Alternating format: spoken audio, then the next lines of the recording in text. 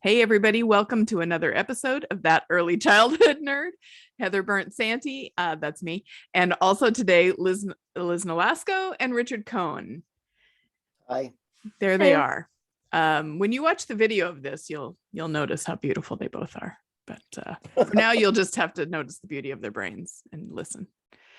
Okay, so we are going to talk about professionalism and all kinds of other isms.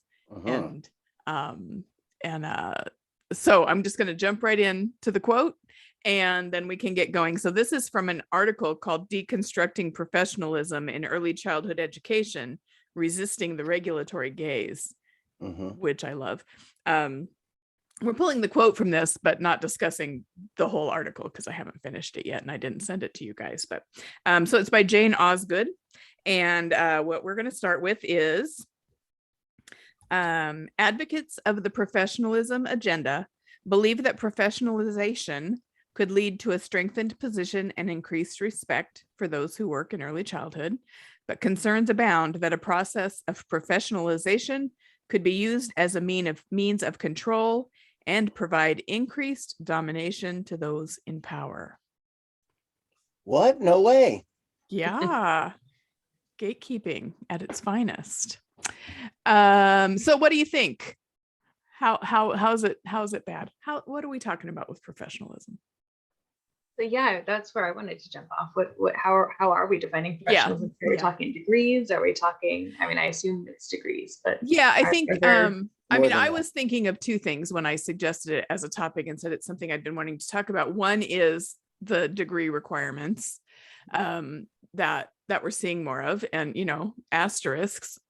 Richard and I are both college instructors, so we're not anti-degree. I'll just say that right away. But there's things to be discussed about that part. But also just like dress codes and expectations of the way people define professional behavior, those kinds of things.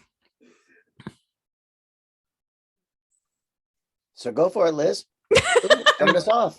all right. Well, You said that's where you wanted to kick off, so kick it. Yeah. You All can right. add to that definition if you'd like to, but so it's interesting. The dress code is actually where I'm kind of stuck because it's been so ingrained in me that, anyway, that just feels like such a tangent that it feels to me so unrelated to professionalism, but also not you said it, it is absolutely enforced in mainstream public schooling and also lots of early childhood programs. And you may know that Heather Burnt-Santy has a lot to say about that subject. that's true. Yes. Right. Yes, I do. Yeah. Yes. And have written about, if anyone wants to go back and look. Yes. Tattoos and piercings. Are they in line with developmentally appropriate practice? Spoiler alert. Change no. magazine.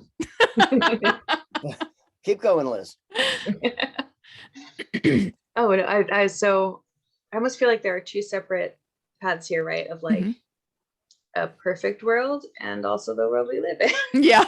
Because in a perfect world where everyone has equitable and affordable access to higher education, I do think early childhood educators should be well educated, should have a broad academic background.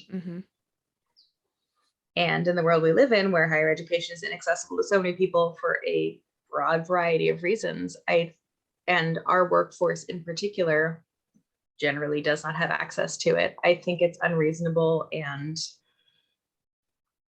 contributing to structural harm to build up these degree requirements without providing equitable access to them. Yeah. Will you talk more about the contributions to structural harm? Yes, please. That's intriguing. I mean, in a workforce, oh God, I wish I had the percentages. I don't, but we are by and large women of color who and broadly living at or below the poverty line. Right. And many of us have children.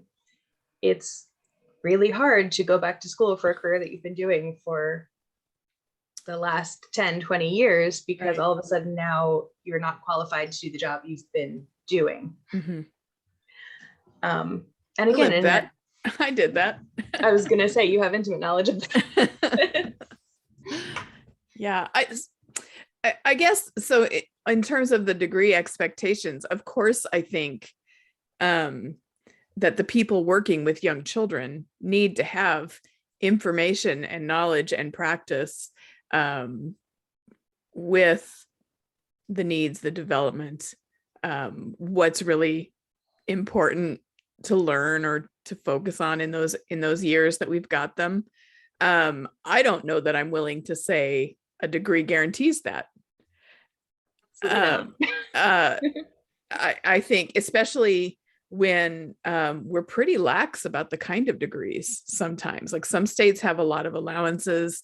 But when I was a center director, I don't know if this is still true, but there were all kinds of alternate pathways for NACE accreditation. I have nothing against elementary education degrees for teaching in elementary schools, but I don't think that degree should qualify for early childhood. So I think it's over. Degrees should be required for elementary school, but go on. Exactly. Yes. And elementary school should include more development, honestly. Yeah. And, I've done both of those degrees too. So, but I just feel like that piece is relying too much on, like most regulation or oversight, it's what's easiest to measure.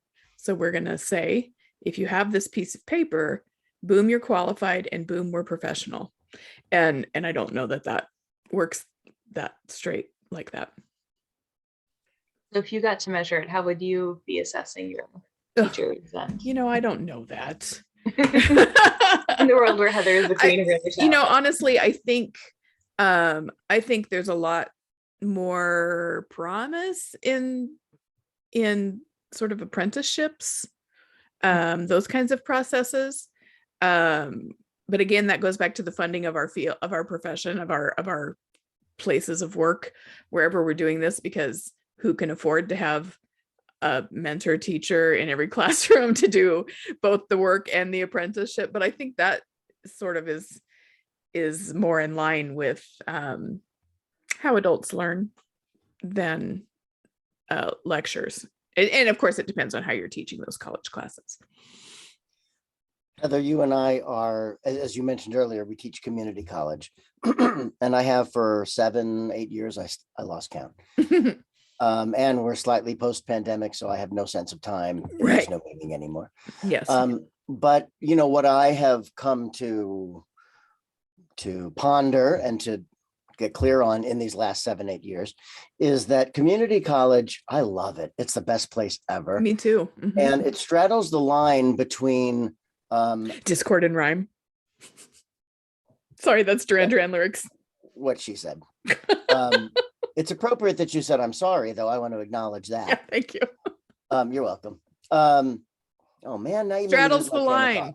Community college. Well, yeah, it straddles the line between an associate's degree, straddles the line between a degree of education and a mastery of content knowledge, and vocation tech schools, training schools, trade schools that are designed to help tradespeople acquire the hands-on skills they need. And in other words, for me, the community colleges I've taught at straddle both of those, offer both of those. And the early childhood program is somewhere in the muddy middle. And in my years there, I've come to embrace the trade school side of community college for early childhood education over the piling on of information as the best way to prepare often young, underserved women of color, like Liz just said, for working in this incredibly low paying field that is hemorrhaging new candidates and attracting new people, hemorrhaging staff and unable to attract new people into the field. This topic is very raw for me right now, because just 3 days ago, I live in Connecticut, and a Connecticut early childhood faculty just got an email saying from the Connecticut Office of Early Childhood. Congratulations, we're going to be paying your NAEYC higher accreditation fees now at the state level. And isn't that going to be great? You can take that out of your budgets.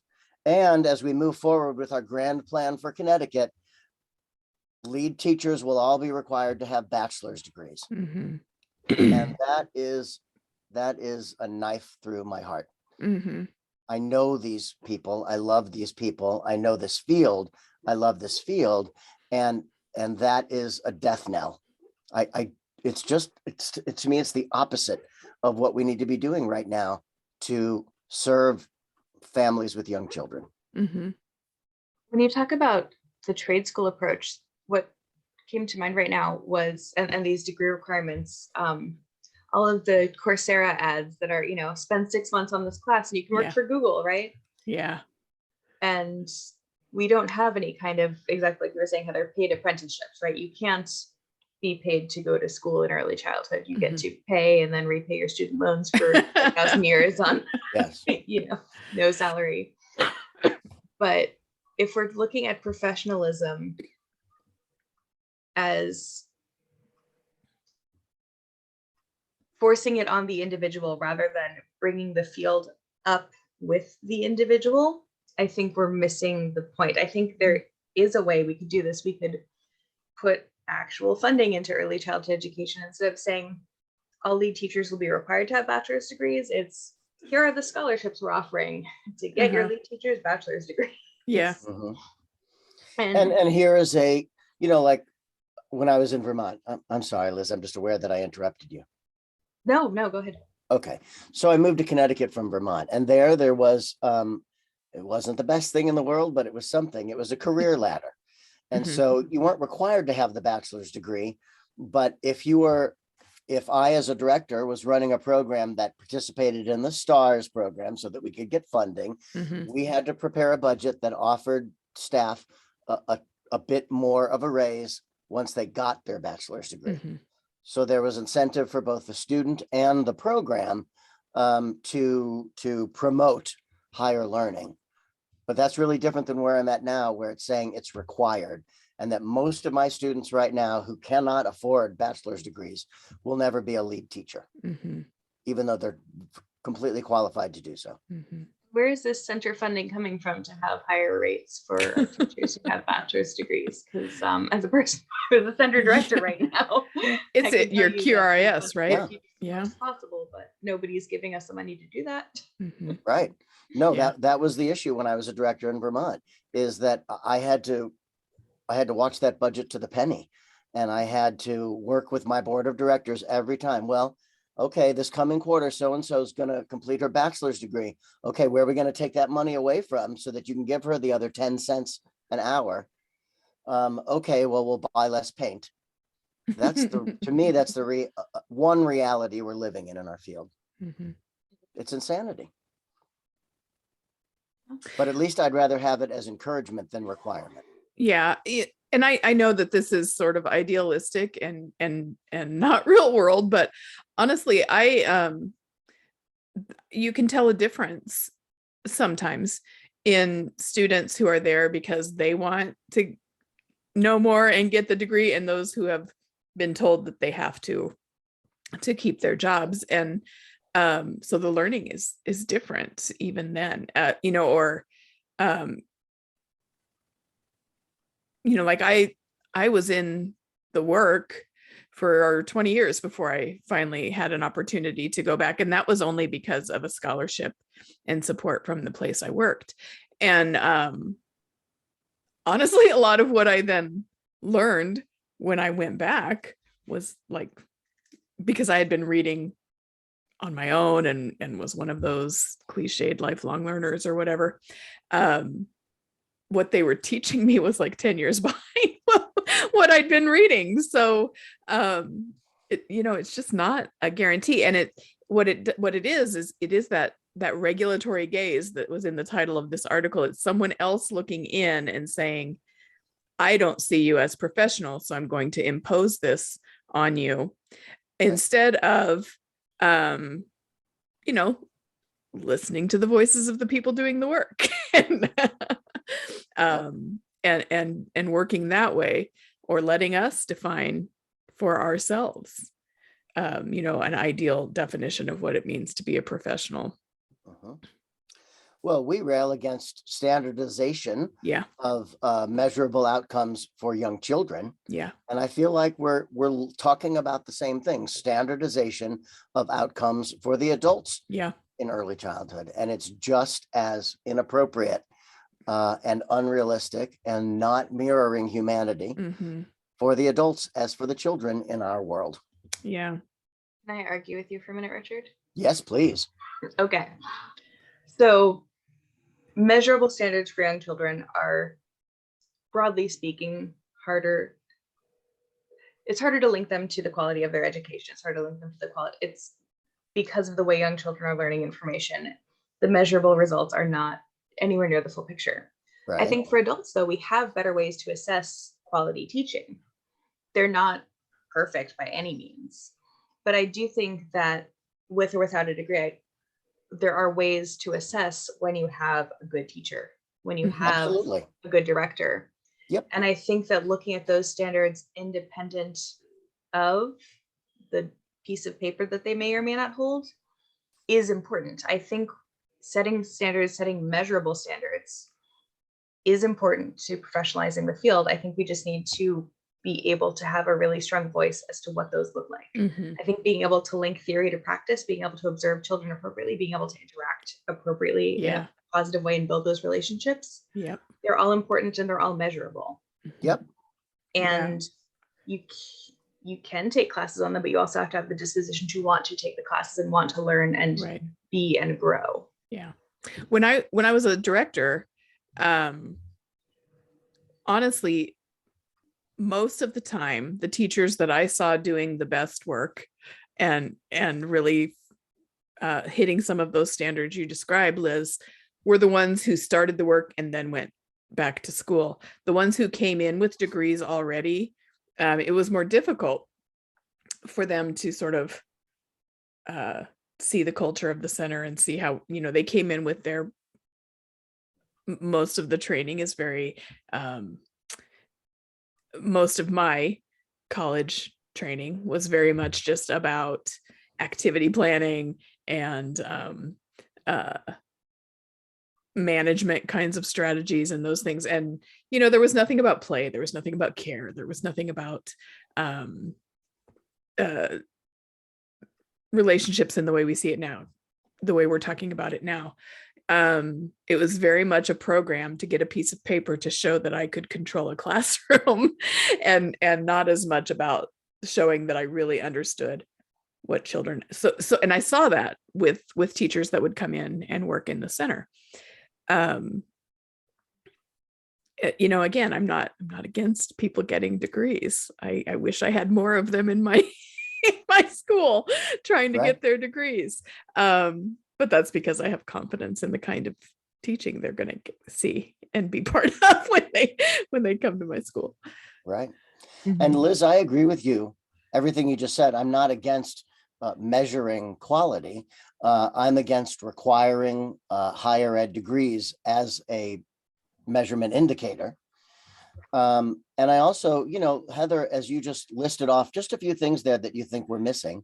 The society that we're in, I think would call those soft skills. Yes, absolutely. Right. Which we know are relegated historically, traditionally, culturally to the world of females. And so standardized quantitative measurements to me are deeply patriarchal in their foundational purposes. And the other thing it links to for me that I've said in past podcasts is I really think that in the same way that I think a trade school experience is better than textbooks and memorizing and being tested on information, I've come to think of our field over 40 years as more of an art than a science. And so for me, although this is very difficult to measure equitably, I would prefer qualitative measurements over quantitative measurements. But that takes more time and it's harder. Yep. It's possible, but it's harder. And so we just finished our accreditation review visit at the college. Yeah. Yay. I'm so glad to be done. Really, it feels, whew, what a year. Anyway, and as I was looking through the standards, part of that process is I have to be able to look at 12 criteria and 7 areas of professional standards and demonstrate, provide documentation artifacts or interviews that show that students leaving our program are able to do all those things. And I worked on, I'm one college, the college I work for, I'm one campus, and there are, I think, 9 or 10 others around the state. And they all really wanted to focus on being standardized in what we submitted, even in what we said, but you can play with those standards more than you think you can, I guess is what I'm trying to say. So standards that we use to measure quality are not all automatically bad or wrong.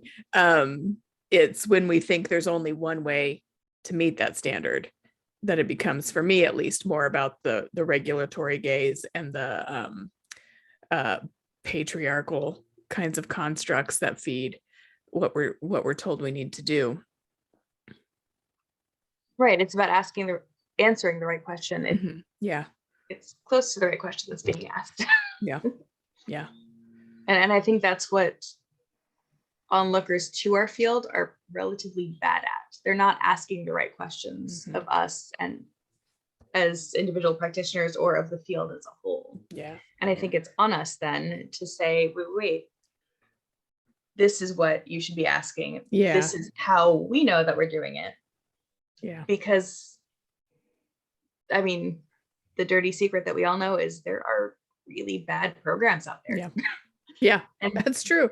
But it's like, and this is, I think, just supports what you're saying, I think, Liz. It's like that prospective parent who calls and says, are you a daycare or do kids learn anything? And we all get uptight, and that came up in a recording yesterday. We all get so uptight about that. But what else do they know to ask, right? That's what they've been marketed, programmed, socialized to think is important. So it's the same thing with all these regulatory bodies and decision makers. And you're right, we have to be the ones saying, here's how we do all those things that you think are important. Here's how we are professional. When also, here's what's actually important. Yes. Yeah. Take your questions as a starting point and shift a little bit. Yeah, absolutely. What is the starting point? Specifically, I missed what word you said. Just the questions that are coming in from the outside to try to measure existing quality that are not asked by early childhood people. Right. So we take those and say, okay, so I hear your intention. This is really what we're looking for, and this is how we measure it. Yeah. So their intention is the starting point that you were. The intention is the word. Got it. Yeah. And Heather, I'm glad you're done with your accreditation. Me too. And so are all the people in my life who are sick of hearing about it. Right? I was where you are a year ago, so you have my total empathy. Yeah. It's a nightmare. And now I'm sorry to be the bearer of bad news, but here's what you have ahead of you. Yeah. But this fall sometime you'll get your report back. Oh, right. End of this semester. Good luck with that. Yep. And what you'll find is that those reviewers who visited you are also deeply standardized and trained to be as objective as a knife's edge. Yeah. And there's no room for intention, for any kind of the soft skills. You, Heather, and your college either did X or it did not. There's no spectrum. There's just, they did it or they don't. Right. So now I'm in a place where this coming September, these are the 4 things I didn't do exactly the way, it's the only way they're allowed to view my work. Even though they interview me, they get to understand my thinking, why I did what I did. If I didn't structure it that way, that's an X. So now for this September, for me, I've got to go fix all my X's, which is fine. And it reminds me of back in the day when I was using the class observation tool with another partner, and we had to do and ensure inter-rater reliability and all that. There's no room for intuition, a sense of things. There's just, and even that to me was quite foolish, because the amount of time the other rater and I would spend trying to get to consensus when we're two very different human beings, it was foolishness. Yeah. When we could both see anecdotally that the program was doing such and such. So I don't know. I'm sorry. You see, I have a lot of energy around this topic. Yeah. Well, I think, I'm not going to argue with that, because I haven't done the class inter-rater reliability. I did Eckers and Itters a long time ago and had to do that kind of thing. Yeah. But I've looked at we'll use class for an example, because it seems to be a common popular tool. And I've read it and thought, this is great. Yeah. But then I've seen so many different people use it. Right. And so it's just another testament that you can't standardize, even when you've got a checklist that should be standardizing. You can't, because humanity is not standardized. Right. Look at our licensing regulations. They differ by state. Even within a state, you can get a good rep or a bad rep or anyone in between. And even though you're doing the same program, your results will be completely different, because you have fallible, subjective human beings on regulating all sides and of it. rating you. Yeah. If I'm lucky enough to have a great licensing regulator, I can work with her and we can discuss it and she can make a notation. And if I'm working with a bad one, it's like our higher ed accreditation X. Yeah. Yeah. To me, it's just a foolish pursuit to try to pursue standardization, even though I understand the logic of what Liz is saying, that theoretically there's value of it. But as Liz said in the beginning, we're looking at two different worlds. In the real world of early childhood education, it doesn't match up with our ideals for best practice. Yeah. So let's shift and talk about how we would define professionalism. What do we think is important? No tattoos, no piercings. Right. Yeah. Besides that, that's a given, right? Oh, okay. All right. I'll show you mine, but all right. I just tried to set up a new one and my guy's booked till August. So I don't get a new tattoo. Tattoo, yes. Okay. No. Anyway, so let's talk about what we think is important. So for the last 30 years, I've done a workshop on early childhood professionalism called Standing for Children. And like everything I do, it's a facilitated discussion, and I turn it over to the audience and say, so how do you define professionalism?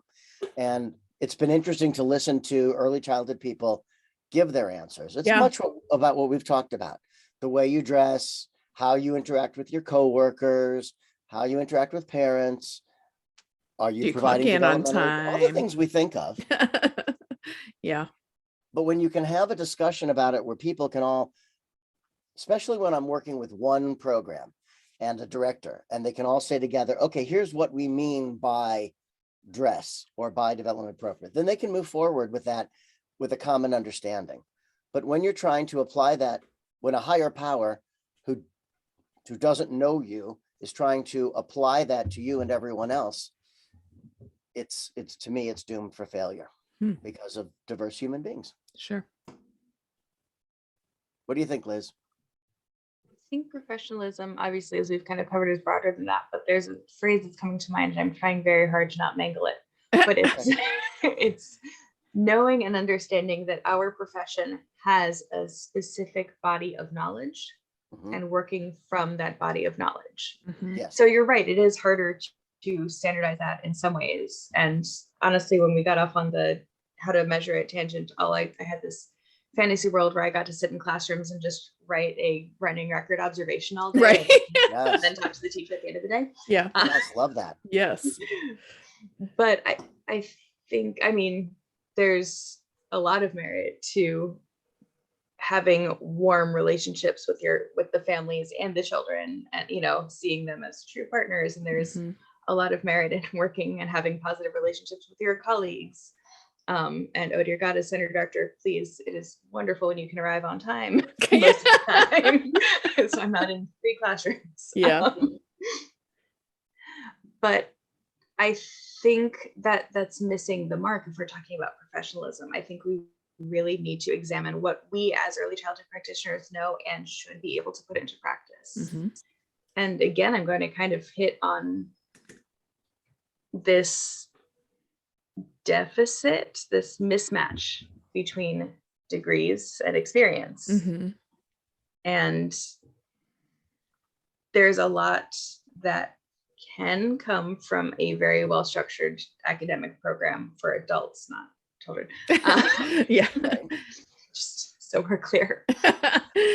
But like Heather was saying, like you were saying, Richard, that experience of being with the children and then going on to bring the theory to the practice is what can professionalize us as a field.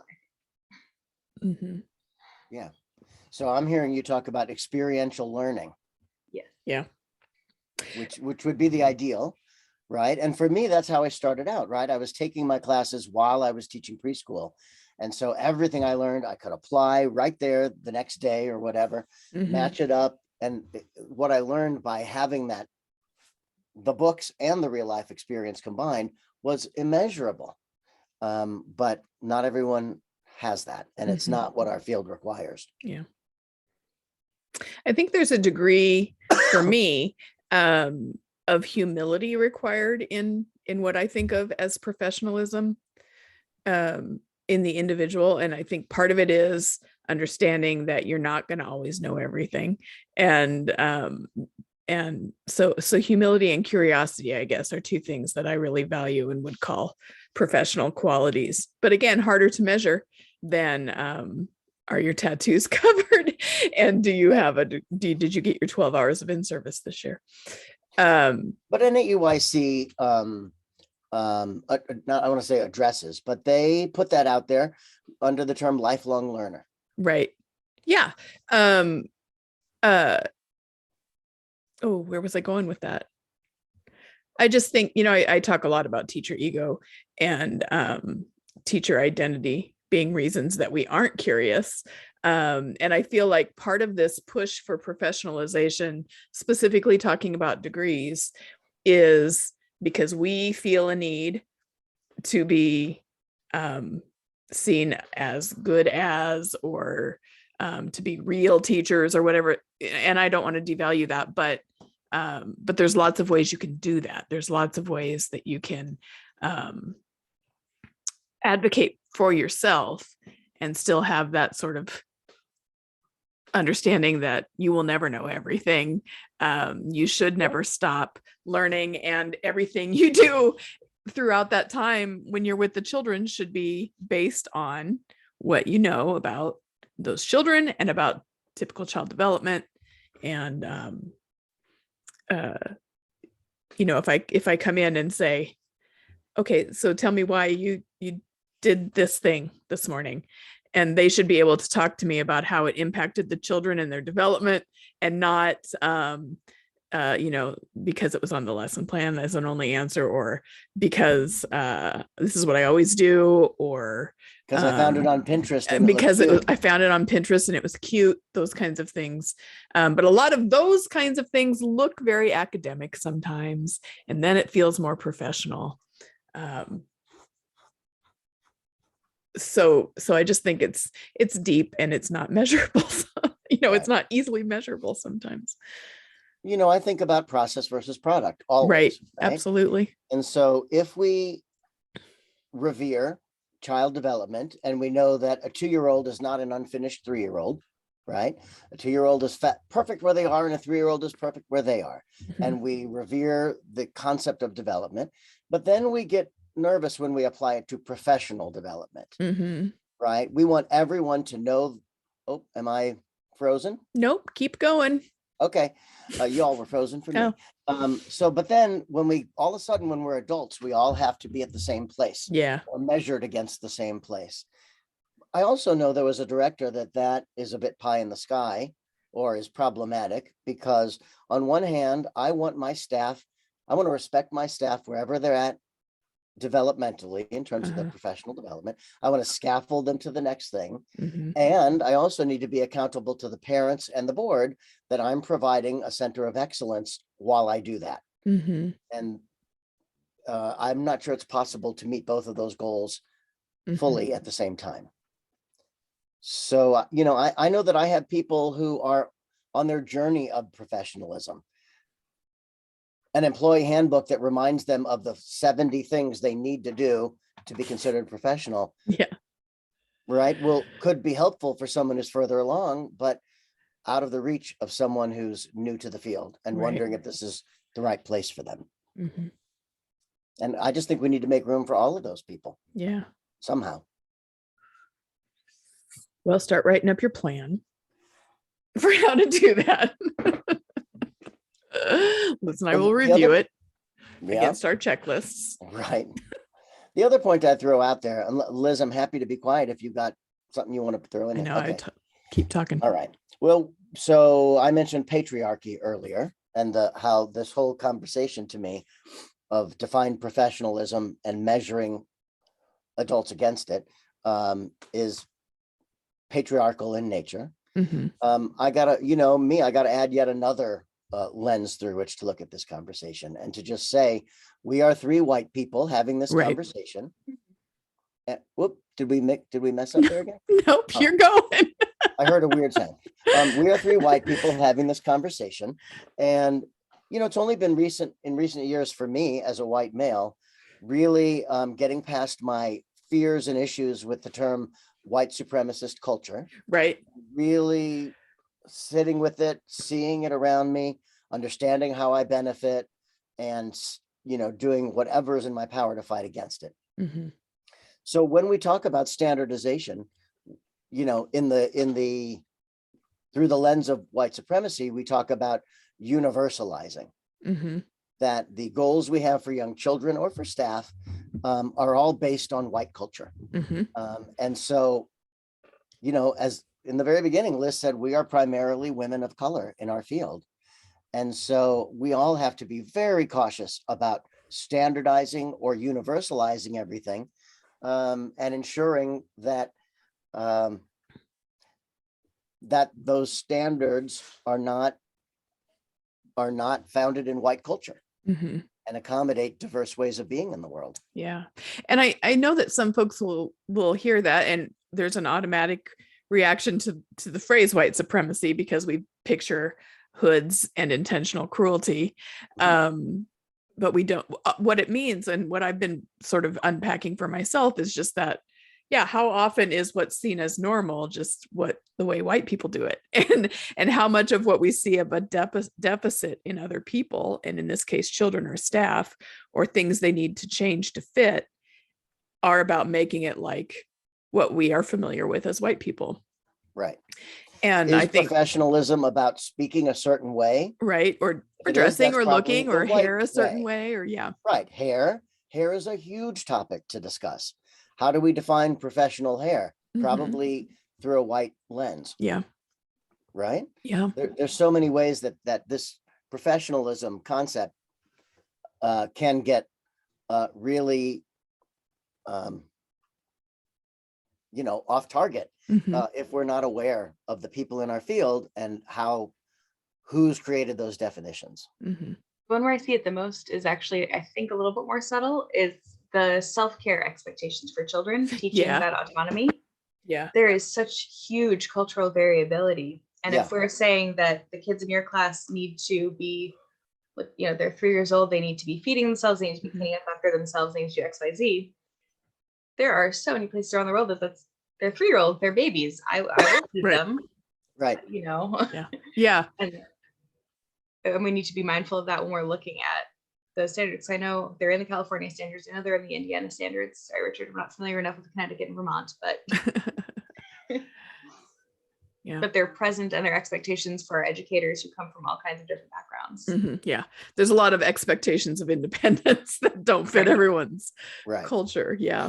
So you're saying, Liz, that in terms of the word professionalism, that's related to how we view the professionalism of an adult who is either moving children toward that independence or not? I think it's, I mean, even a step back. I mean, possibly Okay. how we view the professionalism of the adult, but how we invite all adults to participate in this system. Mm. And, you know, if they're even opting out of being part of this because that's so opposed to their own values. Mhm. That they Right. can't work in, you know, group childcare if the expectation is all of these babies have to feed themselves. That's unreasonable. That's cruel. Right. You know? Right. It's who Well, we're and I, pushing back. yes. I'll just throw in Yeah. yet another layer, which I'm also becoming present to in recent years, which is neurodivergence. Right. And really understanding what that means, how it shows up in our society, how we've never talked about it in my lifetime, you know, outwardly without taboo until just a few years ago. And I am highly aware of the growing numbers of my community college students who self-identify as neurodivergent and have very different ways of expressing and processing emotions, which is one of those sort of soft skills you identified earlier. And how are they going to be reviewed as a professional if their way of being in the world doesn't match the neurotypical definitions of professionalism? Yeah. And if we talk about that policy book, that employee handbook or whatever, we look at things like being measured on collegiality and cooperation and initiative and those kinds of things. We define them in a very neurotypical way. We don't make enough allowances. We're not aware enough. A lot of times, I know I'm still, of course, learning about it, to allow for those equally valid but very different ways of being part of a team or being expressing your ideas or working with others. And you know, some of my students, I'm concerned that it's going to be very challenging for them to get bachelor's degrees. You know, they're already getting their associates is a challenge, but now that my state has set the bar at bachelor's degrees, what does that mean for my neurodivergent students? What are they going to do? I don't know. Right? What's my Connecticut early childhood field going to look like in 5 years when we don't have people in it because they've been turned away or can't meet the standards? And also then, you know, the standards are different in every state for what we're defining as professional. Like I think about Indiana, where to operate a licensed family childcare home, your CDA is the minimum requirement qualification. And to be a lead teacher in a center that's only licensed, you only need a CDA. But then if it's part of past quality or accredited, then you need different standards. Or I think Paths to Quality, our quality rating system says even you only have to have 50% of your whole staff with a CDA or higher, you know, stuff like that. So it's silly to think that we can legislate or regulate into that sort of standardized. Then from the outside looking in, it just gets worse for us because people see we're not meeting these minimum requirements that, you know, people won't necessarily see the barriers to them and say, oh, well, early childhood is clearly just failing our children. We need to bring them into this, you know, other field or do something else for our children that's not funding the existing early childhood system. Yeah. You know, I'm also thinking back again on my time as a director and the center I arrived at in 2017, 18. Some of in their handbook, their regulations for professionalism was, you know, may not be on your cell phone. And if you are, you'll be written up, twice, and 3 times you'll be terminated from your position. Yeah. You may not wear a shirt that shows your midsection. Or your cleavage. And your shorts have to be down to a certain number of inches from your knee. And I got there and I said to my staff, you know, let's talk about why being on your cell phone is not a good thing. Mhm. Let's talk about some of the ways being on it can be really helpful to you. Mhm. And so I'm lifting that rule. I'm trusting you. And as we move forward, if I learn that you've broken that trust, then we'll handle that when we get there. But it's Yeah. silly to have one rule for all, because by saying no cell phones, it precludes your ability to use that amazing app that lets you and a kid identify the name of a flower. Mhm. Yeah. Right? No, that's fine. And then I had this one young woman who just had very little fabric on her body every day. She runs hot like my Yeah. husband. This is always Yeah. hot. And my assistant director, who was a male, made him very concerned. I just think she's very unprofessional in what she shows. Well, she's here for 8 hours a day. Maybe there's a man who comes in the first 5 minutes of the day and the last 5 minutes. And I'd rather work on her on how to handle an inappropriate interaction with the dad than prohibit her from wearing whatever she feels comfortable wearing. Yeah. Yeah. That's this reminds me of what Lisa Murphy says a lot about policy, is that it doesn't need to be a policy, it needs to be a conversation. When things like that happen.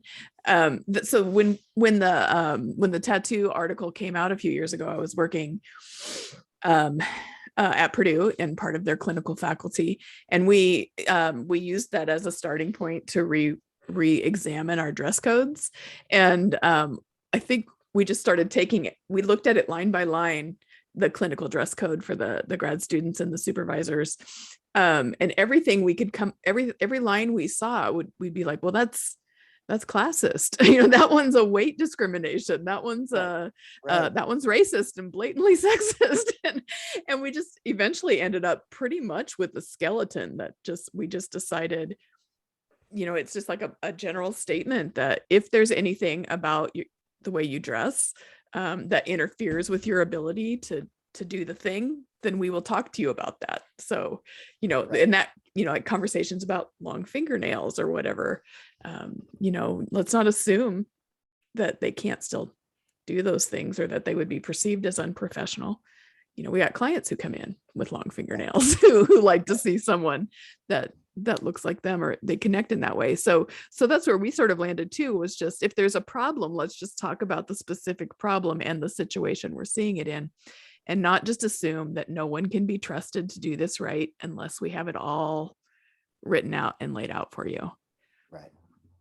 And in terms of classism and clothes, just as one example, the people who make these standards, to me, are so disconnected from the reality, the real life people who are working in our fields. Mm-hmm. And they set the standard of a bachelor's degree or whatever without really understanding the reality of who's in our field.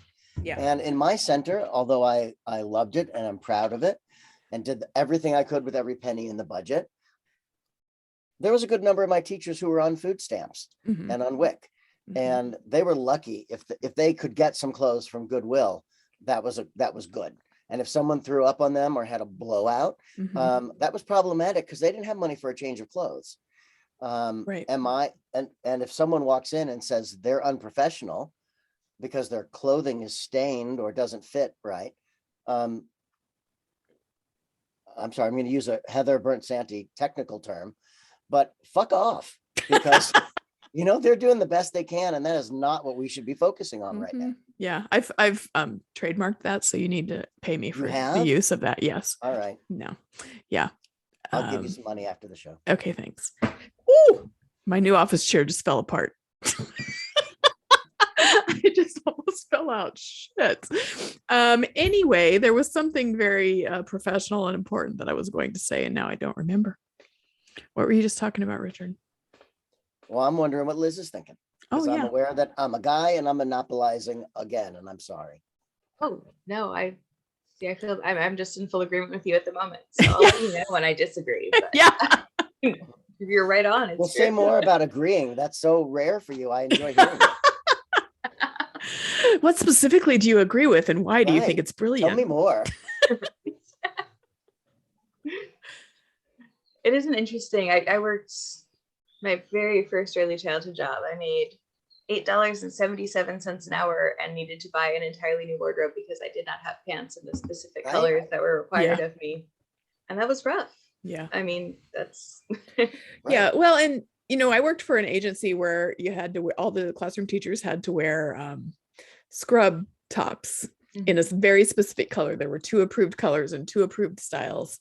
And so many of our teachers in all of the centers were low income, and many of them were single parents, and they could only maybe afford 1 or 2, and they didn't all have access to laundry, facilities. Right. All of that stuff is relevant and doesn't take a thing away from their ability to be professional when they are with the children and in the classroom. But the intent was to set them apart as professionals. And so someone who came in would know who's the staff and who's the visiting parent or something. It was just, then there was a whole thing about leggings, and can they wear leggings as pants? And the only ones who were written up were the ones who were maybe heavier than the evaluators wanted them to be.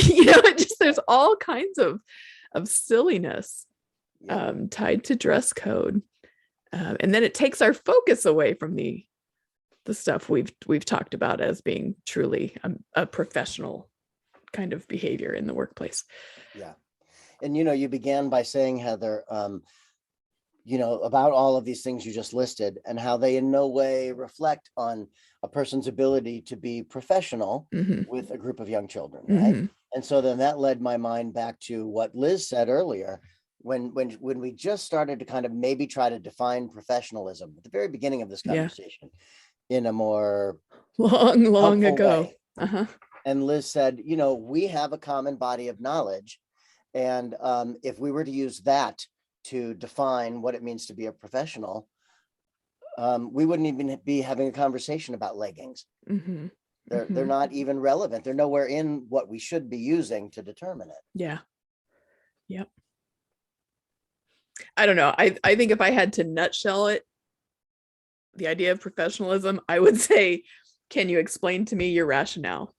Like, for all the things you're doing, if I came in and said, tell me why that happened, or what you're doing that for, or what your goal is. And if they're able to answer that for me, even if it's an answer I wouldn't choose, then we can keep that conversation going. And if they're open to that, then for me, that's what it's about. Or do we put the determinator on the children in the room? Like, are the children in your room thriving? Yeah. And here are 20 indicators that let us know that children are thriving or not. And we know that not all children, all 20, will be thriving at the same time. So we go in knowing that. Sure. And then if there's issues around any of the criteria for children thriving, for which the teacher's responsible for, then there's an opportunity to help that teacher grow in those areas. Yeah. So who's developing the definition of thriving? Is it you and Liz? Me and Liz? Okay, perfect. Now we're back though to Richard, what you were saying about the teachers who are on their own professional trajectories and maybe aren't where we all want them to be, and aren't providing the experiences for children that we want those children to have, or at least consistently, and finding some way to help those teachers grow and specifically want to grow, right? We're not coming in and telling them, well, this was wrong, this is wrong, this is wrong, redesign your table. But I like the way you reframe that as evidenced by the children, right? This idea that the children are growing and thriving based off of what their teachers are doing with them and alongside them. And how do we keep that improving without measurable standards? You need to have measurable standards, right? I think we're in agreement on that. It's just what's being measured. Yeah. In terms of professionalism, right? Like, I know that if someone has 5 tattoos, the children will, if they have that body of knowledge, the children will thrive just as much as if they're in a room with someone who has no tattoos and no piercings. They're irrelevant to children thriving, which is the ultimate goal of our field. So why are we focusing on things that are not relevant to children thriving? Sure. Good question. I'm afraid that the definition of professionalism, so as you know, we get these trickling down and watered down policies from the elementary schools that our colleagues in the kindergarten and first grade have been dealing with for the last 30 years as well. Mhm. I don't know, from what I have heard, the focus on professionalism hasn't been the tattoos and the piercings and the hair as much. I'm sure it's in there somewhere, but it's been the measurable academic outcomes for the children. Mm. Right. Right. And if we, as professionals, are looking at appropriate bodies of knowledge and we're looking at appropriate growth and development and scaffolding, as opposed to just pouring in that knowledge and making sure that's what comes out the other side. It's, sorry, I've halfway lost my train of thought. But I think we're missing the focus of that body of knowledge if we're continuing to look at the dress code and the tattoos and the piercings. I think those are critical starting points. And I think that that's less of what we're up against right now with the elementary school standardization that's happening to our field. Well, I agree 100% with what you said. And I would just say that to me, what I heard you just talk about, Liz, was not about teacher professionalism at the elementary school level or otherwise. It was about how teacher effectiveness is defined by the powers that be, by utilizing children's academic outcomes. But those same teachers work for some place, some district, some program, whatever. And I have no doubt that besides the academic expectations on children, there's a whole other set called professionalism that those teachers are required to and are being evaluated on. You know, and what I take from this conversation, among other things, is it's hard to focus on professionalism, just like so many podcasts we do, because everything is so deeply interrelated and interconnected. It's hard to pull one out and just focus on that. We end up talking about so many other things. To me, that's one of the glorious things about our field. Yeah, okay. I agree. But this has been, we've been doing this for an hour, so I've got to wrap it up. Even though I know, Richard, you wanted to come in and do a 7-episode series in one long 7-hour recording session. No? I can't do that today. Oh, all right. Yeah. Just leave the camera running and leave the room, and Liz and I'll keep talking. Yeah, okay. Thank you both. I knew it would be a good conversation. And I knew that you would both bring elements that I hadn't thought about. So so thank you for that. Richard, you want to plug your website? No, that's okay. Keep going. Let's plug Liz. Liz. Do you have anything you want to plug? Let's say something great about Liz. Yeah. Liz is great. She's doing cool something to do. You what? I wish I had a cool thing to plug. Yeah. Okay. Sorry. All right. Well, you've made an amazing human being who's so cute. That's true. Not something I've ever done. It's not on my resume. He is pretty cool. But pictures anyway appear that he's very cool. I will take your word for it, Liz, that as a human in real life, he is also cool. Okay, well, I better do this. Thank you both. And thank you everybody for listening to another episode. We'll be back next week. Goodbye. Bye. Bye.